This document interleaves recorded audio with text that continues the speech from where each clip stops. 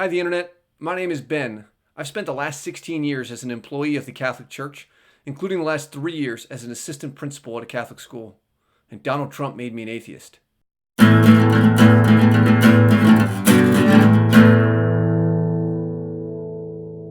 might be asking two questions right now. First is, how is this possible, right? How could a person who's so obviously such a paragon of Christian virtue, such an example of fairness, equality, and humility, someone who understands the plight of others and doesn't want to fuck his daughter, how could such a person lead a believer astray? If I'm being honest, a lot of this was about manipulating the algorithm to get you to watch the video in the first place, and so it worked. Sorry, not sorry. But now that you're here, I think I can make a really sturdy, maybe not bulletproof case that Donald Trump's ascension to the presidency was the underlying catalyst that caused me to deconvert from my faith. A faith that was built over 29 or 30 years of a Catholic upbringing and a Catholic adulthood. The other question I think a lot of people might have is like, why should I care, right? Why should you care about some guy in his 30s talking about losing faith over the course of 10 videos? And to that I say, I don't know. I think my story might be interesting. Truthfully though, I think this story would have been interesting to me even as a teenage believer, even as a collegiate believer. Obviously there's selection bias there, right? I would find myself interesting. 1 out of 1 Big Benny Buckets thinks I'm interesting.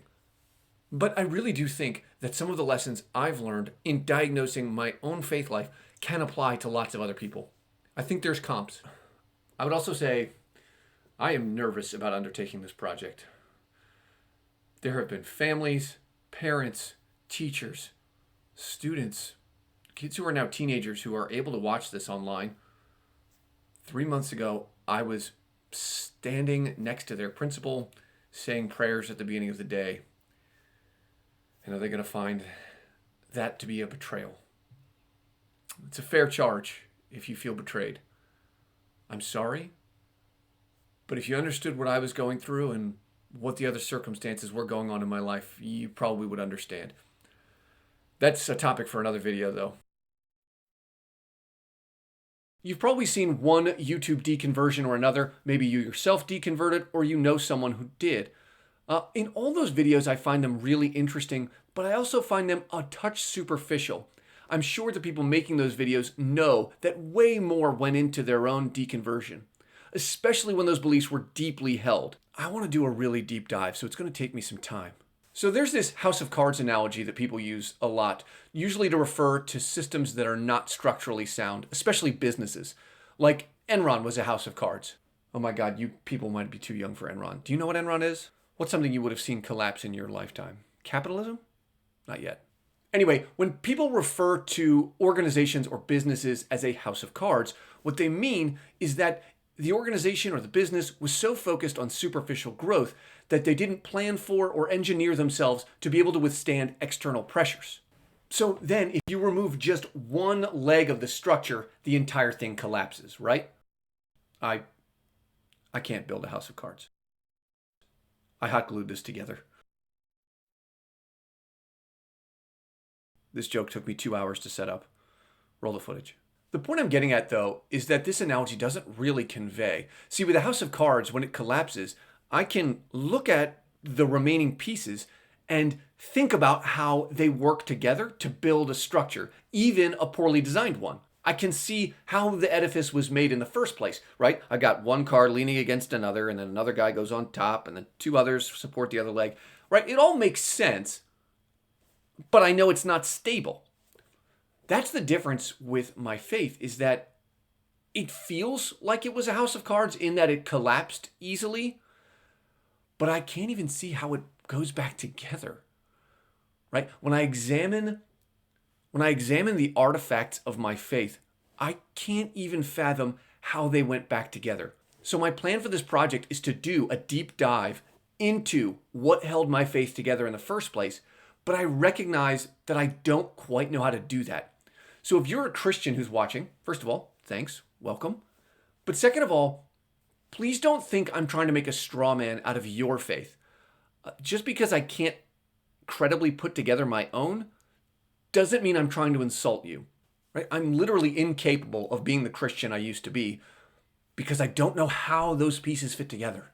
Maybe there's this missing piece. It would really have to be several pieces at this point of Christianity that I have never accessed, that I've never seen. In which case, show that to me, right? I'd like to see that. I'd like to believe something that's true, right? Maybe I never was a true Christian. I don't know. I have no way of knowing. But if you do know, let me see it. Let me feel it. Let me touch it. Let me do real Christianity. But I don't see that happening. I don't know how I used to mentally construct my faith. So I'm just articulating the things I thought when I hit a crossroads. Those answers don't make sense to me anymore, but they did at the time. I was convinced by probably 6 ideas that hung together for me. So the first reason is personal experience that I'm gonna split into 2 categories. One is personal experience in prayer, and then specifically personal experience in the Eucharist. There's 1A and 1B here. I loved praying, and I felt things deeply. I felt a sense of joy, peace, sometimes a sense of unity. Sometimes I got erections. I don't really know what that was about. I could feel like I had a dialogue with God. Not like I heard an audible voice or anything, but it was like I felt like I felt like I was having a conversation in my head with a partner, someone who knew me and understood me really well. I could feel God's responses in my thoughts. My concept of the voice of God was something that existed in my mind. Like I thought that's how God operated. And so I was deeply convinced that those experiences were my conversations with the God of the universe. Part 1B is specifically personal experiences in the Eucharist. For non-Catholics, Eucharist is the term that we use for communion, where lots of Protestant churches do the eating of bread and drinking of wine or grape juice to commemorate the Last Supper. So we do that at every Mass. It becomes clear to me in this process, there's lots of specifically Catholic jargon, so I apologize if I miss any of that. I'm really trying my best. The Mass is what Catholics use to refer to our worship service, and it is centered around the Eucharist. The Eucharist occurs at the end of the service. But it's the pinnacle. It is the point of doing Mass. It's the orgasm of the Mass, really. No, really. Actually, if you think about it, because at Mass, because you spend like 45 minutes doing a bunch of little stuff to get you ready for the big Eucharist thing at the end. Yeah, and actually the analogy continues because they have daily Mass where it's like a much shorter service. You just do just a little bit of stuff beforehand and just go in, you do the Eucharist and you leave, and that's like a quickie, right? But if you want a deeply satisfying experience, you have to do like 45 or 50 minutes of prayerful thought before ultimately you finish with your mouth. Oh my gosh! This is way more sexual than I realized. Maybe it shouldn't surprise me, though, that a Catholic institution is inadvertently sexual in moments that are inappropriate. Anyway, I loved communion. I really did. I derived a deep sense of personal and spiritual satisfaction from receiving Eucharist. I really felt like I was at one with Jesus in that moment. A lot of times atheists hear this claim that we weren't real believers, that we weren't true Christians. And, that's really insulting in a lot of ways. But I promise you, I believed with everything I had that in my moments of prayer and in my moments in communion, that I was in an intimate moment with God. That whole thing where Christians try to saddle you with the label of not a true Christian, I feel pretty confident that's mostly a self-defense mechanism. We'll cover it another time. If you've ever felt overcome with emotion, if you've ever had tears of joy stream down your face from putting away the shame of sin and accepting forgiveness, I have been there. I have felt that. It had meaning to me at the time. But the reason these 2 concepts are lumped together in this video is because they are both intensely personal. They are both all happening to me without a way of sharing it with the world. Right? Because there were other times when I wondered if those personal moments, if those intimate experiences I had with God were just invented, right? Was I just working through what I thought God thought? That's really confusing. Think about any significant relationship you've had, like a parent or romantic partner works best. Not both, just one. in which you had a really big disagreement, right? Where you got into some argument over something. Something where you were mad at their treatment of you, but it wasn't something where an objective outsider would say one of you was clearly in the right or clearly in the wrong. Think of something more ambiguous than that. So when that happens, you might be able to think about how the other person might react when you bring up the issue. This is so abstract. Let me give a concrete example. Okay, this happened just recently. My wife and I almost got into something of a spat over something that happened at work. So she and a coworker got into it over some issue, and that was not an ambiguous issue. My wife was right. She was telling me about how frustrated she was with this guy who's just an unstoppable jackass. And so she was sharing the details of this encounter with me and was kind of going on and on about it. And I was trying to be a loving partner and just hear what she had to say at first. Just a tip, sometimes that's all your partner wants, is just for you to listen. You don't need to always provide answers. But we had gone, a couple rounds with me just listening, and then it started to sound like she was looking for advice on what to do. And so I asked that question. Is this one of those situations where you just want me to empathize, or do you want to talk about what to do?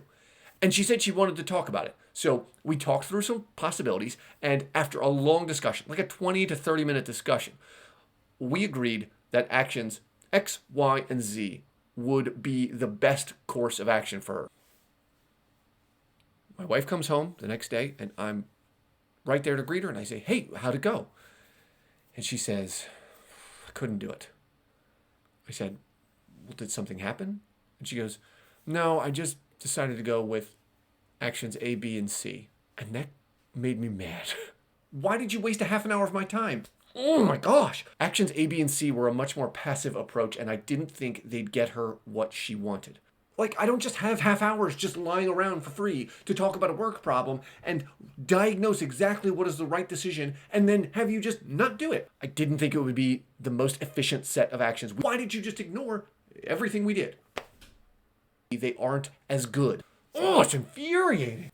That was my initial reaction. But my wife is a good person, and I want to give her the benefit of the doubt. So I started imagining why she might have changed her mind to actions A, B, and C. She stated that she didn't have a named reason as to why she went with a different set of actions. In order to be the most charitable partner I could be, I started wondering about what could have happened. If I just lodged all of that frustration and immediate anger on my wife, she's going to get defensive, and then it's going to get heated.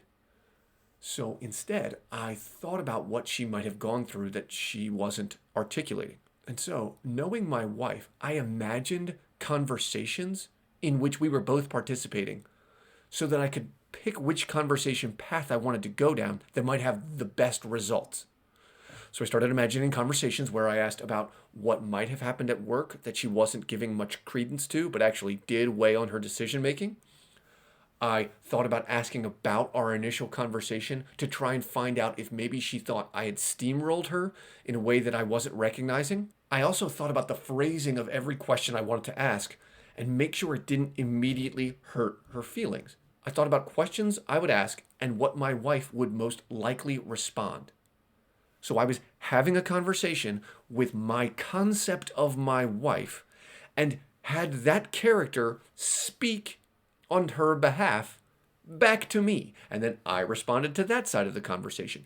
I carried on several conversations with myself and my concept of my wife that I thought mapped to reality. I thought these conversations would be accurate representations of what would really happen if I said those words.